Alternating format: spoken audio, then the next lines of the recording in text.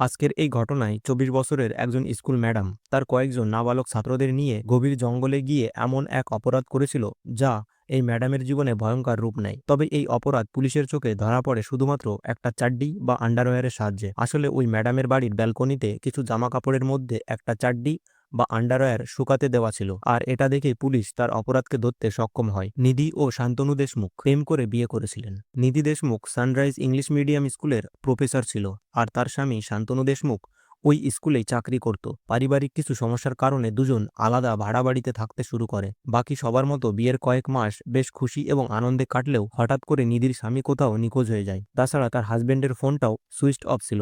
এখানে সবথেকে অবাক করার বিষয়, নিধির স্বামী নিখোঁজ থাকলেও সে থানায় গিয়ে একবারের জন্য নিখোঁজের কেস দায়ের করেনি। এদিকে 15ই মে 2025 মহারাষ্ট্রের চৌশালা জঙ্গলের একটা ফ্যামিলি ঘুরতে গেছিল।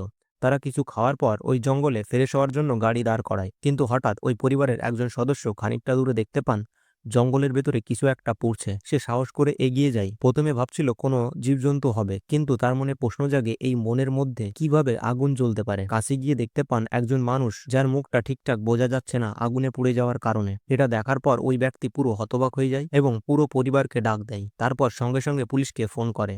ঘটনাস্থলে পুলিশ আসে এবং আসার পর ওই অজ্ঞাত ব্যক্তিকে নিয়ে যায় হসপিটালে। গিয়ে তার পোস্টমর্টম করানো হয়। ওই মৃত ব্যক্তির কাছ থেকে কোনো রকম ডকুমেন্টস বা মোবাইল কিচ্ছুই ছিল না। পোস্টমর্টমের পর জানা যায় তাকে বিষাক্ত পদার্থ দিয়ে হত্যা করা হয়েছে এবং কেউ যাতে তাকে চিনতে না পারে তাই জন্য আগুন লাগিয়ে পুড়িয়ে দেওয়ার চেষ্টা করা হয়। এই মর্মান্তিক ঘটনায় পুলিশের কাছে একটা ডেড বডি ছিল, কিন্তু তার কোনো জানকারি ছিল না পুলিশের কাছে। তারা বিভিন্ন থানায় যোগাযোগ করে যে কোনো নিখোঁজের কেস রিপোর্ট আসে কিনা। তবে 3 থেকে 4 দিন কেটে গেলেও কোনো থানা থেকে নিখোঁজের রিপোর্ট আসেনি। কোনো উপায় না পেয়ে পুলিশ তাদের সর্বশেষ এবং শক্তিশালী সার্চিং অপারেশন শুরু করে। খোসরদের অ্যাক্টিভ করিয়ে দেয় বিভিন্ন জায়গায় খবর নেওয়ার জন্য। এরপর পুলিশের কাছে একটা অদ্ভুত খবর আসে। সেটা হলো শান্তনু দেশমুখ নামে এক ব্যক্তি যে প্রত্যেক দিন একটা বারে এসে নেশা করত, কিন্তু গত 3 থেকে 4 দিন হয়ে গেছে সে ওই বারে নেশা করতে আসে না। এরপর পুলিশ দ্রুত ওই বারে পৌঁছে যায় এবং শান্তনু দেশমুখের একজন বন্ধু যে প্রত্যেকদিন দুজনে মিলে একসঙ্গে মদ খেত তাকে জিজ্ঞাসা করেন সব কথা। শান্তনু দেশমুখের ওই বন্ধু পুলিশকে জানায় যে গত 3 থেকে 4 দিন ধরে সে মদ খেতে আসে না, আর আমি যখন তাকে ফোন করার চেষ্টা করি তখন তার ফোন সুইচ অফ আসছে। কেননা একজন মদের নেশায় আসক্ত ব্যক্তি 3-4 দিন ধরে মদ খেতে আসবে না, এটা কি করে হতে পারে। পুলিশের টিম বার মালিকের সঙ্গে যোগাযোগ করে এবং অ্যাড্রেস নিয়ে পৌঁছে যায় শান্তনুর বাড়িতে। পুলিশ ঘরের কলিং বেল বাজাতেই দরজা খোলে নিধি। নিধিকে পুলিশ জিজ্ঞাসা করতে থাকেন তার স্বামী শান্তনু দেশমুখ কোথায় আছে। নিধি জানায় তার স্বামী বাইরে আছে এবং 2 দিন ধরে বাড়ি ফেরেনি, কিন্তু পুলিশের রিপোর্ট অনুযায়ী গত 4 দিন হয়ে গেছে শান্তনু বাড়ি ফেরেনি। তাছাড়া তার ফোন সুইচ অফও আছে। পুলিশ যখন একথা জানায় নিধি একথা অস্বীকার করে। নিধি জানায় যে সে 2 দিন আগেই তার স্বামীর সঙ্গে কথা বলেছিল। এরপর পুলিশ তাকে জানায়, যদি তুমি সত্যি কথা বলে থাকবে তাহলে কল হিস্ট্রি দেখাও। মোবাইলের কল হিস্ট্রি দেখতে চাইলে নিধি রীতিমতো থতমত খেয়ে যায়। এখানে রিসিভ কলের হিস্ট্রি ছিল না, শুধুমাত্র ডায়াল কলের হিস্ট্রি ছিল এবং হোয়াটসঅ্যাপে কিছু এসএমএস ছিল যা আনসিন ছিল। নিধি জানায় তার স্বামীর ফোনে নেটওয়ার্ক কভারেজের বাইরে ছিল, তাই তার স্বামী ফোন রিসিভ করতে পারেনি। এরপর পুলিশ জানায় তোমার স্বামী গত 4 দিন ধরে বাড়িতে নেই, তুমি এখনো থানায় গিয়ে কেন নিখোঁজের কেস দায়ের করনি, এটা কি করে হতে পারে। তখন নিধি তাদের কথা এড়িয়ে যাওয়ার চেষ্টা করে। সে জানায় আমি ভেবেছিলাম বাড়ির বাইরে আছে, তাই 2-1 দিন হয়ে গেলেই সে বাড়ি ফিরে আসবে। এদিকে পুলিশের নিধিকে নিয়ে সন্দেহ হতে শুরু করে, কারণ তার কথার ভেতরে কোনো সঠিক লিঙ্ক খুঁজে পাচ্ছিলেন না তারা। পুলিশের এমন মনে হচ্ছিল যে নিধি তাদেরকে বিভ্রান্ত করার চেষ্টা করে। এরপর পুলিশের টিমের মধ্যে একজন অফিসারের নিধির বাড়ির ব্যালকনিতে তার স্বামীর একটা চাড্ডির দিকে নজর পড়ে। আসলে 15ই মে 2025 জঙ্গলের ভেতরে পাওয়া ওই ব্যক্তির পরনেও ঠিক একই রকম একটা চাড্ডি ছিল। নিধির বাড়িতে থাকা ওই চাড্ডির ফটো তুলে পুলিশ স্টেশনে পাঠানো হয় এবং সেখানে ঘটনার দিন পাওয়া ওই ব্যক্তির চাড্ডির সঙ্গে মেলানো হয়। তখন সেম টু সেম মিলে যায়। জঙ্গলে পাওয়া ওই ব্যক্তির শারীরিক গঠনের ফটো পুলিশ নিধিকে দেখিয়ে বলে এনাকে চিনতে পারছে কিনা। শুরুতে নিধি চিনতে অস্বীকার করে। পুলিশ তাকে কন্টিনিউ জেরা করতে থাকে। তাকে জানায় যে গত 4 দিনের বেশি সময় হয়ে গেছে তোমার স্বামীর ফোন সুইচ অফ আর সে বাড়িও ফিরছে না। তুমি একবারের জন্য কেন থানায় এসে নিখোঁজের কেস দায়ের করনি। এভাবে ঘুরিয়ে ফিরিয়ে প্রশ্ন করতে থাকে পুলিশ। একইভাবে পুলিশের জেরায় সে ভেঙে পড়ে। আর কোনো উত্তর থাকে না তার কাছে। সে একে একে সব সত্যি কথা খুলে বলতে শুরু করে। আসলে প্রেম করে বিয়ে করেছিলেন তারা দুজন। বিয়ের শুরুটা খুব খুশিতে কাটলেও কয়েক মাস পর থেকেই তাদের মধ্যে শুরু হয় ঝগড়া। কারণ তার স্বামী শান্তনু দেশমুখ খুব নেশা করত। দিনকে দিন তার নেশা করার পরিমাণ খুব বেড়েই চলেছিল। আর শান্তনু শুধু নেশা করেই থেমে থাকতো না, বাড়ি এসে নিধিকে মারধর করত। নেশা করতে সব টাকা শেষ করে দিয়েছিল।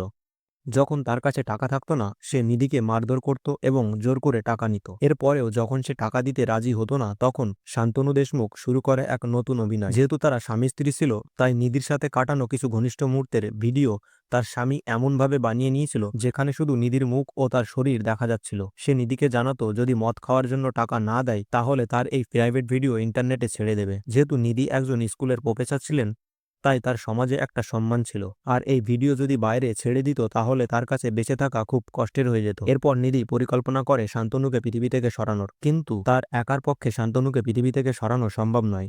সে পরিকল্পনা করে কারো সাহায্য নেবে, কিন্তু এটা খুঁজে পাচ্ছিল না যে কার সাহায্য নেবে। বিশ্বাসযোগ্য সেরকম কাউকে প্রয়োজন ছিল যে তার এই কাজে বিশেষভাবে সাহায্য করবে এবং পুলিশ বা অন্য কাউকে এসব নিয়ে জানাবে না। যেহেতু সে স্কুলের প্রফেসর ছিল, তাই তার কাছে অনেক ছাত্রছাত্রী পড়তে আসতো। এরপর নিধি পরিকল্পনা করে তার কিছু ছাত্রছাত্রীদের সাহায্য নিয়ে শান্তনুকে পৃথিবী থেকে সরাবে। নিধি তার কয়েকজন ছাত্রের মা বাবাকে ফোন করে জানায় যে তিনি তার কিছু স্টুডেন্টদের ফ্রিতে টিউশন পড়িয়ে দেবে। একজন স্কুলের প্রফেসর যদি ফ্রিতে টিউশন পড়িয়ে দেয় তাহলে তাদের ছেলেমেয়ের জন্য খুব ভালো হবে। এর জন্যই তাদের মা বাবা রাজি হয়ে যায় এবং নিধির বাড়িতে সকালবেলায় তাদের টিউশন পড়াতে পাঠিয়ে দিত। সকালবেলায় তার বাড়িতে টিউশন পড়ানো কয়েকজন ছাত্রের দিকে নিধি লক্ষ্য করে এবং তাদের উপর বিশেষ গুরুত্ব দিতে থাকে। সে তাদের বেশি গুরুত্ব দিয়ে পড়াতে থাকে যাতে করে তাদের সিম্প্যাথি পাওয়া যায় বা তাদের দৃষ্টি আকর্ষণ করা যায়। ওই কয়েকজনের সঙ্গে নিধি বেশ বন্ধুত্বসুলভ আচরণ করে। তখন ওই স্টুডেন্টরাও বন্ধুর মতো তার সঙ্গে ফ্রেন্ডলি মিশতে শুরু করে। এরপর নিধি তাদের কাছে নিজের দুঃখের সব কথা খুলে বলে। সে জানায় তার স্বামী মদ খেয়ে এসে রোজ তাকে ডিস্টার্ব করে, এমনকি মারধরও করে। এসব কথা শুনে ওই ছাত্রদের মনের ভেতর নিধির জন্য একটু সহানুভূতি তৈরি হয়। এরপর একদিন পরিকল্পনা করে নিধি ফলের জুসের মধ্যে একটা বিষাক্ত পদার্থ মিশিয়ে শান্তনুকে খাইয়ে দেয়। কয়েক ঘন্টার মধ্যে শান্তনু মারা যান। এরপর নিধি চাইছিল যে শান্তনুর বডিটা এমন জায়গায় ফেলতে হবে যেখানে সহজে কেউ জানতে পারবে না। এরপর নিধি তার ফ্রিতে পড়ানো ওই ছাত্রদের মধ্যে কয়েকজনকে জানায় পুরো ঘটনা। তাদের সাহায্য নিয়ে শান্তনুকে জঙ্গলে ফেলে দেয়। তারপর বাড়ি ফিরে আসে। নিধি বাড়িতে এসে ঠিকঠাক বসে থাকতে পারেনি, কেননা সে ভাবতে থাকে জঙ্গলের মধ্যে যদি কেউ দেখে নেয় শান্তনুর মৃত অবস্থায় তাহলে দ্রুত পুলিশকে ফোন করে পুরো ঘটনা জানাবে, এবং যদি শান্তনুর ফটো বা মুখ দেখে চেনা যায় তাহলে তারা দ্রুত তাকে ধরে ফেলবে। এজন্যই সে আবার বাড়ি থেকে পৌঁছে যায় ওই জঙ্গলে, সাথে নিয়ে যায় টোল এবং পুড়িয়ে দেওয়ার চেষ্টা করে শান্তনুর মুখের অংশ। স্বীকারোক্তির পর নিধিকে গ্রেপ্তার করে তাকে কোর্টে পেশ করা হয়। পরবর্তীতে আদালত সিদ্ধান্ত নেবে তার কি সাজা হবে। এই কাজে নিধিকে সাহায্য করা ওই ছাত্ররা নাবালক হওয়ার কারণে তাদের সংশোধনাগারে পাঠানো হয় এবং তাদের নাম কোনো পাবলিক প্লেসে প্রকাশ করা হয়নি।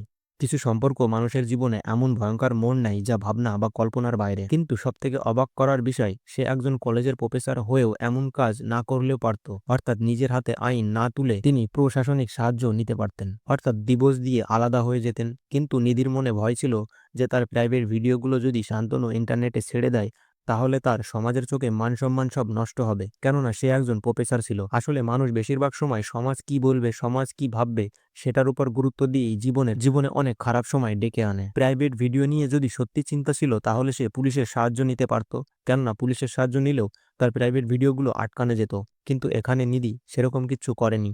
কোনো প্রকার অপরাধ ঠিক নয়। যদি কখনো কোনো সমস্যার সম্মুখীন হন তাহলে অবশ্যই পুলিশ প্রশাসনের সাহায্য নিন। কিছু সম্পর্ক এখন ঠিক মনে হলেও পরবর্তীতে তার ফল খুব খারাপ হতে পারে, তাই সম্পর্ক করার আগে অনেক ভেবেচিন্তে পরিবারের সাহায্য নিয়ে তারপরেই এগোনো উচিত। আমাদের একটা কথা মাথায় রাখা উচিত, কোনো প্রকার অপরাধ আমাদের সমস্যার সমাধান হতে পারে না।